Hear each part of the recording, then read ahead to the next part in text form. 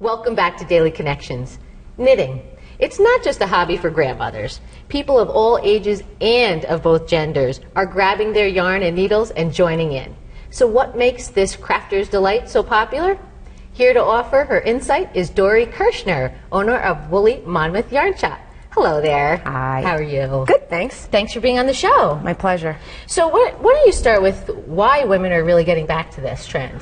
I think women are getting back to this trend because it's a natural stress reliever. Knitting is meditative because it's a repetitive motion that you're doing over and over again. It's portable, so you can bring it with you wherever you go. You can do it for 5 minutes, then put it back in your bag, then pull it out again, put it back, etc. It's a wonderful way to just kind of pass the time without having to necessarily focus. It can be as mindless or as involved as you want.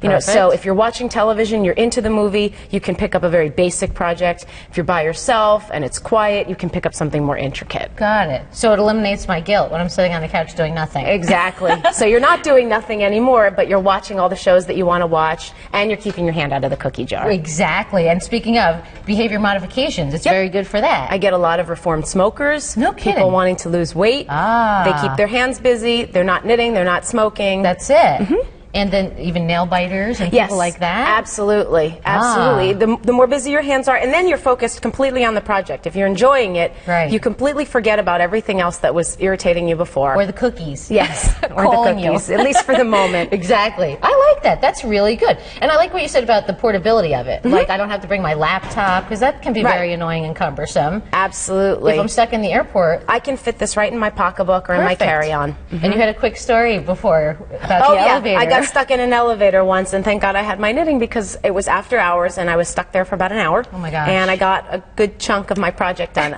I'm never upset when I get stuck anywhere anymore. No, right, exactly, which I'm thinking, stuck in an elevator, you'd be freaking out, anxious. No, I sat on the floor. And there you have it. So I like that. That's very good. Now, can you talk to me a little bit more about knitting as a natural stress reliever? How about that? Absolutely. Knitting in general, once you get the hobby down a little bit, you need to learn. It's not so relaxing at the beginning, but then you learn it.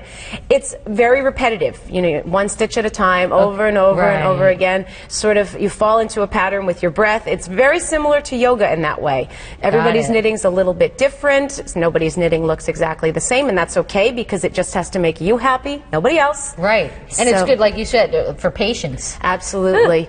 And you can do very basic things, can be very beautiful. You know, something like this hat, I think I did in a matter of hours. It's just a basic stitch over and over and over again. So simple. It's gorgeous. And then it's a gift for somebody when you're finished. Exactly. And you feel good. Oh, absolutely. That you created it's something. Very gratifying. It's finite. It's finished. You look at it. You don't have to touch it anymore. You have a result. Exactly. Awesome. Now, want to start with telling me about some of the products that you have? Sure. What are some of the new things? The first thing you start with, obviously, are your needles. Okay. We use round needles a lot in the shop. I prefer them because when you're working on something that's very wide, a round needle can accommodate that number of stitches. Okay. This piece was all done on one round needle.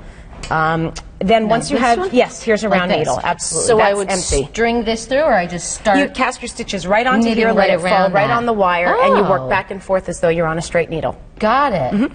So, and you can also use it to work in a circle. There are times where you're going to connect something and make a long tube. Got it. Now this is something new, because I used to actually knit when I was little with my grandmother, and it was just like the straight rod thing. This is the same concept. You've just got your two rods connected by a wire in the center. Does that make it easier? It certainly makes it more portable. Because when I'm ready to go, I just shove my stitches right to the center and put it in my bag, and I'm ready to go. Right, and then you can spread it out again. Also more acceptable on airplanes. You know, with the whole post 9/11 environment, people are much more conscientious of what you're taking on an airplane. Right. This looks much less like a weapon. Exactly.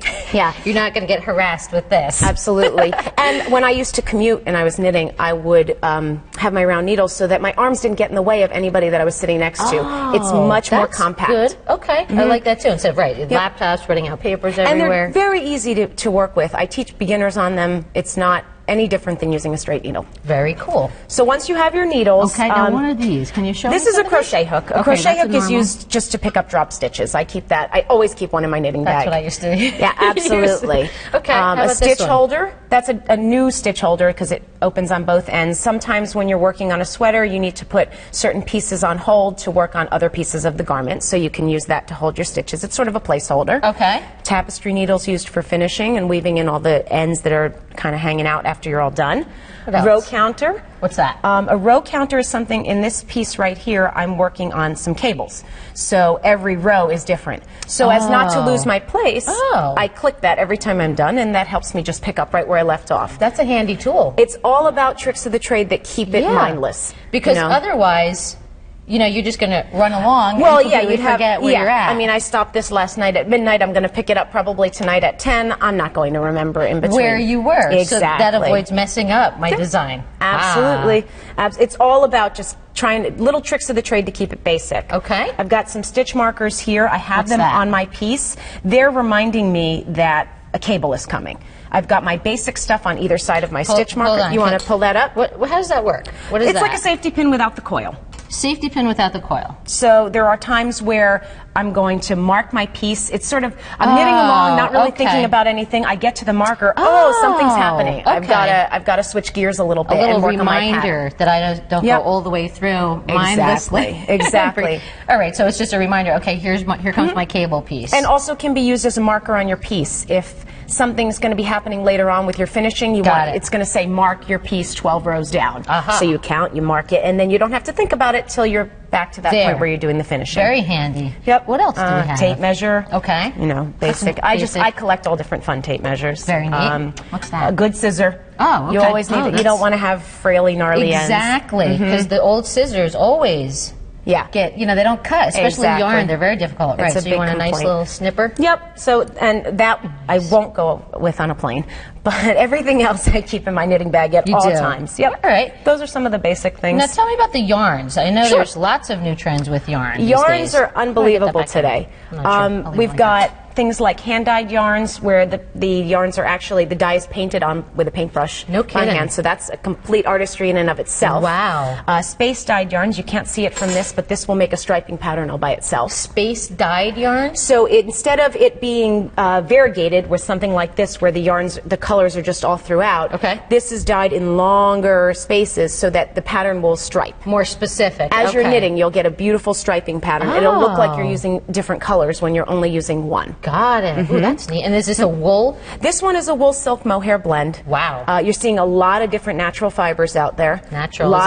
We've got cashmeres, cottons. That's cashmere. It feels soft. This is a cashmere and a wool blend. Cashmere wool blend? Yep. Okay. You can use the cashmere in different percentages to create, you know, a affordable luxury yarn. Exactly, because I'm liking this one. Yeah. This is the cashmere, right? Yeah, that's a little more expensive. Cashmere and silk. So, beautiful. Yeah. Go ahead. Now, so what if I'm just a beginner at this? What is the basic supply that I would need then? As far as yarns, you can just pick. When customers come into the store, I have them pick out something that appeals to them. Okay. You have to work on what you like. All of these different, purple, plain. Simple, exactly. And then all of these accessories are definitely things that you're going to need pretty much from the get-go. The stitch holders later on down the road, but the markers definitely. A crochet hook, once you know how to pick up the drop stitches. The row counter, people get right from the beginning, even something as simple as a 4-row pattern repeat. If you're not exactly sure what the stitches look like, you want those markers. Now, these needles, typical, is this what I need? I teach a beginner on the round needles. You do? Different size depending on the thickness of the yarn. Okay. A thick needle like this you'd use with a thicker yarn, a thinner needle with a thinner yarn. Pretty logical. And then I see that you have all different patterns as well. I see this gorgeous. Yep, that's lace work. That's a new trend, right? You're seeing a lot more texture. I think, you know, when knitting was on the rise, you were seeing a lot of just basic knitting.